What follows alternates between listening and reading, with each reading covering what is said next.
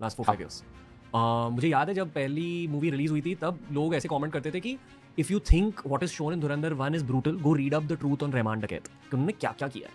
धुरंधर में तो कुछ दिखा ही नहीं। जो ब्रुटैलिटी के बारे में, उनके बारे में हम सुनते हैं, पढ़ते हैं, धुरंधर में उतना कहाँ दिखाया।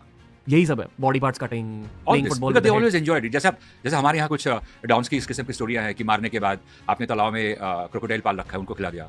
I know of a drug dealer in India जो वाकई में लोगों को मारने के बाद अपने पिट बुल्स को या उनको खिला देता था कभी कभार कुछ हिस्सा। बॉम्बे में? No, it was in Delhi.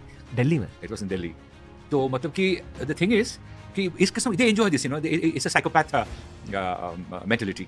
अपनी मम्मी को उसने मारा था रहमान डकैत, अपने माँ को उसने मार दिया, but because and he justified it कि वो बाबू बलोची बायोलॉजिकल। हाँ, वो बोल नहीं, उसने माँ को इसलिए मारा ये कह के कि मेरी माँ किसी के साथ इश्क लड़ा रहे थे जो मेरा दुश्मन है, मेरा राइवल गैंग है, और खाली राइवल गैंग का आदमी नहीं था, वो पुलिस का इन्फॉर्मर था, और मैंने माँ को पहले मना भी किया था, वो सुनी नहीं।